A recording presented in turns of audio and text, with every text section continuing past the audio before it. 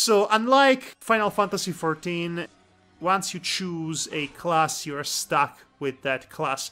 You can't just pick up a new job as the game progresses. So, if you really want to try out every class, you would have to restart the game every time. So, I guess 1 point to Final Fantasy XIV in that regard.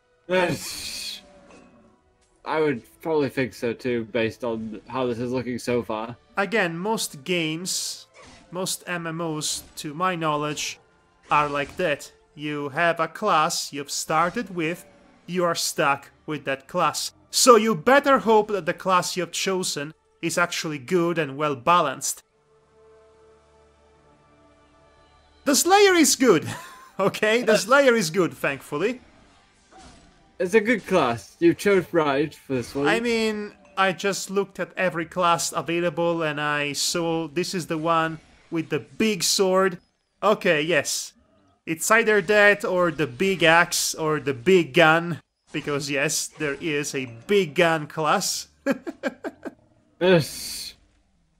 Yeah, do you have your license for big gun? I suspect that most of the classes available in this game, which are a lot actually, they are only distinguishable from each other because of the one weapon they have equipped.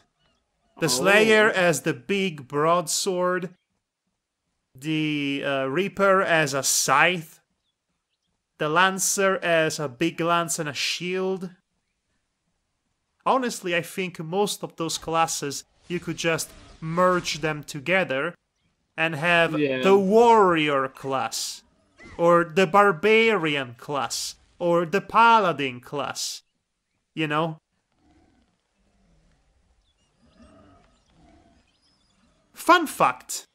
This is a fun little comparison I found between these two games that we are analyzing, apparently. Yeah. Final Fantasy XIV, since it's a AAA mainstream game, and therefore it wants to appeal to broader demographics, is very restrained, very self-restrained when it comes to fan service. Yeah. Which I appreciate. I appreciate seeing fantasy characters wearing practical clothing that's appropriate for their respective jobs. Imagine such a novel concept. Thank you, Final Fantasy X. But, on the other hand, the character creation in that game, as you saw, is pretty deep.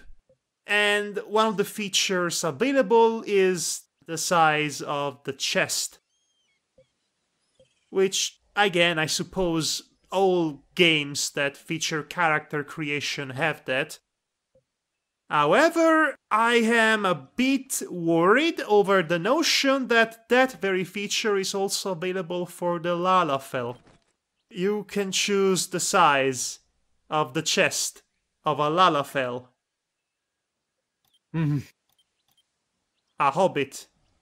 Not even a hobbit, they look like children. So you are effectively deciding the chest size of a character that looks like a little girl. Yeah, that doesn't seem like a bad idea now, does it? It's problematic. On the other hand, here you have with TERA Online, which is a game that, by the looks of it, is very obviously geared towards a more niche audience. Yeah. A lot of the characters, the female characters in the character creation are very scantily clothed. But you don't get to choose the size of the chest in this game. Well, I mean, it's not the most important thing that the chest. No, but you would expect a game like this to be all over that. But no, the character creation is very bare minimum in that regard. And you don't get to choose the chest size. Final Fantasy XIV has you choosing the size of the bosom of a childlike character. But TERA Online, which has literal succubi as an available class, does not. There's something wrong about this.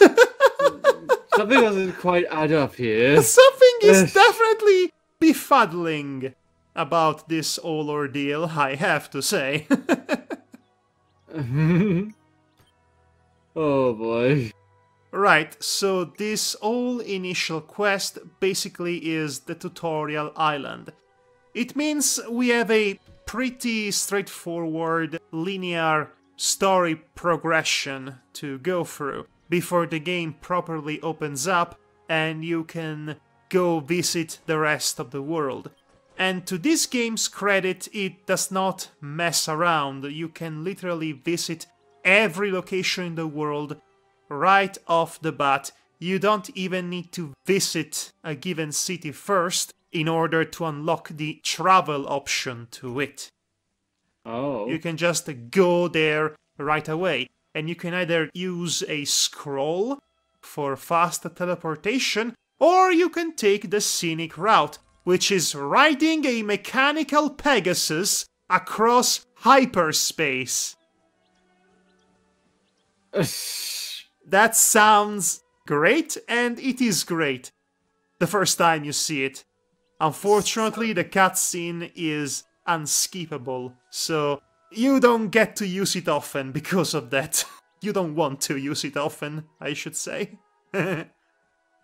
Always I'm gonna be with you. Okay, so take a look at that face. That face over there. Yes, I see the face. I've been looking at that face for a while now. She looks like a porcelain doll. Yes, I think all characters have that low poly quality to them, which is unfortunate, I have to say. So, you know, don't get close-ups of your character, that's all I'm saying. Yeah, I can imagine that, you know, first time seeing the character look like that, I'll be like, I'm not interested in seeing them anymore. Here's a paper bag, and for no particular reason. Yes, well, the character design in Final Fantasy XIV was spot on. Again, the more I compare these two franchises, the more it doesn't seem fair, because, again, one is Square Enix, the other is a website called NMAS. Yeah. Oh, and by the way, speaking of this being a better MMO, it's completely free to play, no strings attached.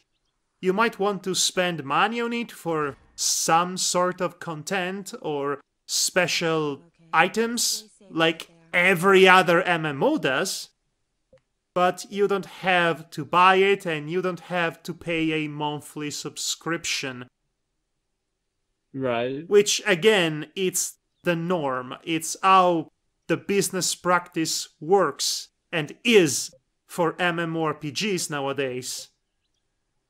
And another thing that I appreciate, as I started playing this game, I was expecting having to sign up myself to NMAS's server. No, it turns out you don't need to if you play on PlayStation 4, because it uses your PlayStation Network profile already to connect you to the game's server.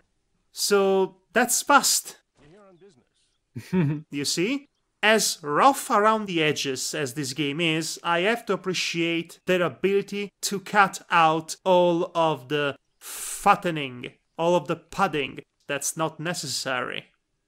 Final Fantasy XIV, like I said, my original thesis, it's a much more polished game overall, but TERA Online is the better MMO for those very simple reasons, which really are the same reasons why the most successful MMORPGs available today are successful. Yeah.